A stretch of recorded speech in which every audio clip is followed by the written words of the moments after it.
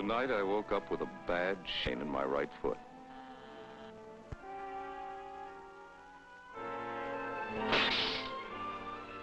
But the doctor says this happens to people who have had their right leg amputated.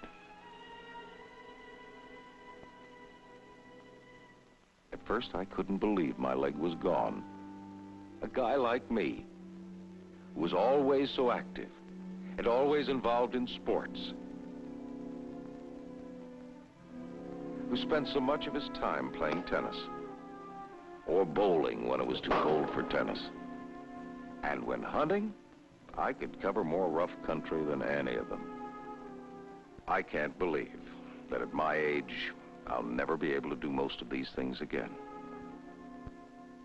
All that first day, after I found out about my leg, I nearly went crazy, thinking about what I'd have to give up. And that's typical of the way I've always been, let's face it. All I've had on my mind was myself. And then something happened to make me forget about me and my leg. I forgot because I found out why Jim wasn't in the other bed. He was still in the operating room. Lori, my wife, told me they don't expect Jim to live. If Jim dies, it's my fault. If he dies, I killed him. I can't even remember when I didn't know Jim. I've got to admit that Jim was the steadier of the two of us. He got married first, after he'd also been first in getting a good job. They used to say you could tell the difference between us by the way we drove cars. Jim was smoother behind the wheel.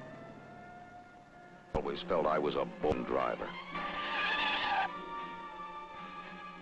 I'd never had any real trouble, and that was my trouble. Maybe I'd have gotten wise if I hadn't always been able to skin through.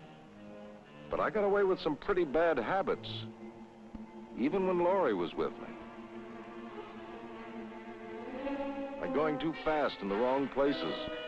For instance, a neighborhood street where Jim used to say, kids can appear from behind parked cars like magic.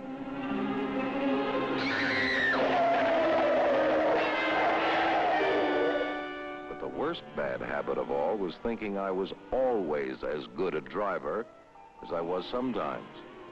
Like when I was too tired and ought to get off the road. I don't know how many times, especially on hunting trips, I was just plain lucky.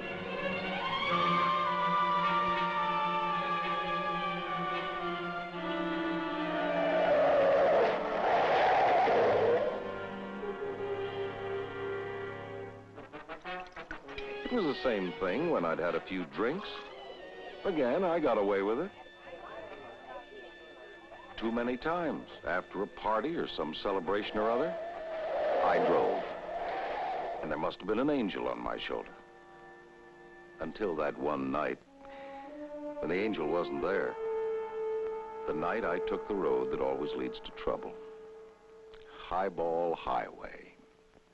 As Tom's attorney, I filled him in on the legal end of it. About the tests and the analysis for checking out the alcohol in your blood when you're involved with drunk driving. Every skill, including the ability to drive, diminishes in proportion to alcohol consumption. With only 0.05%, that's about 2 or 3 drinks, you're not the driver you ought to be.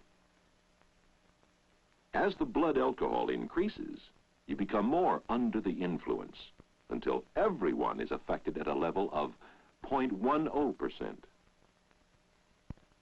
In a lot of critical driving situations, when normal reaction time is hardly enough, a few drinks can kill you. What's worse, your drinks can kill other people. Other people. I know there's nothing to it, but as long as that bed is empty, I feel that Jim will come back.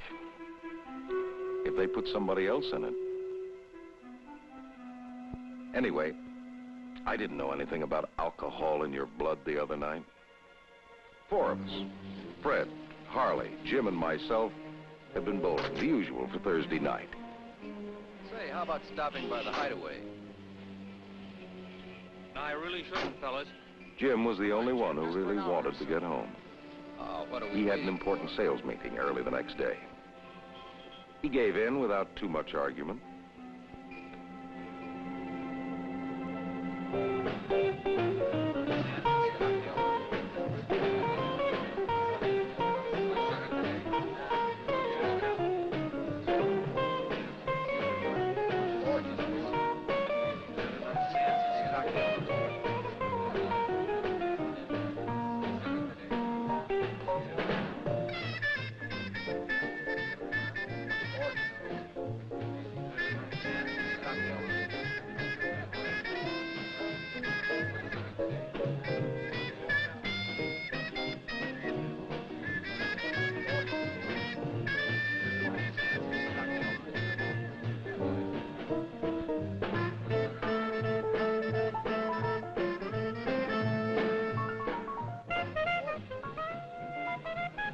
There's not much use wishing we'd gone home earlier. Except, somehow or other, we had more to drink than we intended. It didn't seem very long until it was closing time. And by that time, it was too late. In more ways than one. By the time I got out on the road, Jim had the feeling we should have gone with the others in the cab.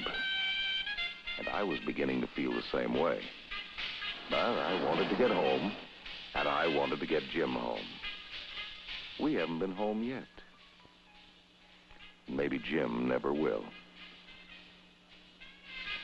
I don't really know what happened. I got around a car at an intersection, and...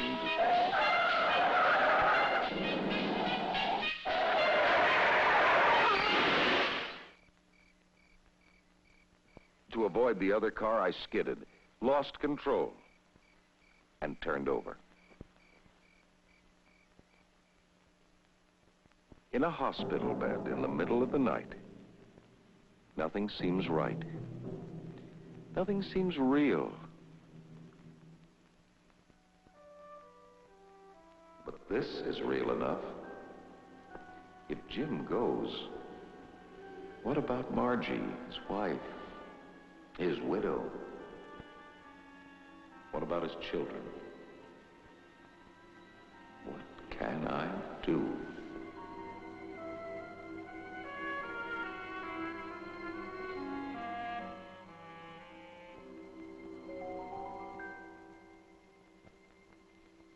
He's got to be still alive.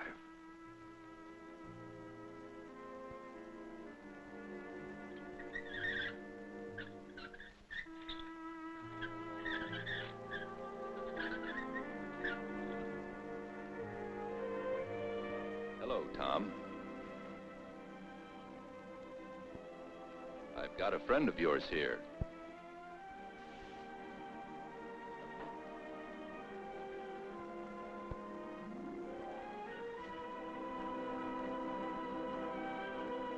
He's over the worst of it. He's going to be all right. Thank God. They say Tom will be able to drive again. Lots of people drive with artificial legs. And when he does, he'll have a better reminder than most of us.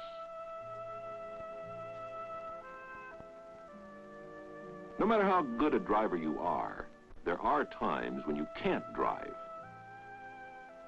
When you're asleep. Probably even when you're angry or upset. And certainly after you've had the few too many that can maim or kill you. Or maybe what's worse, the few too many that can maim or kill other people. Tom can't go back and make it right. The only person who can do that is you, the driver, to whom as yet Nothing like this has ever happened.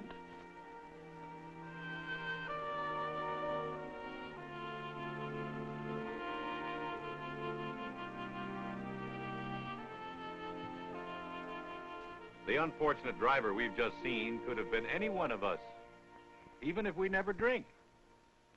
Drinking before you get behind the wheel is simply another bad driving habit. And any bad driving habit can get you into trouble. According to the experts in such matters, the first senses affected by alcohol are our sense of judgment and our sense of right and wrong. That other you, after a few drinks, may be personable and thoroughly charming, but that other you can't drive safely. Those same few drinks that bring out the best in your personality can only accentuate your worst driving habits. So stay out of trouble. If you drink, don't drive.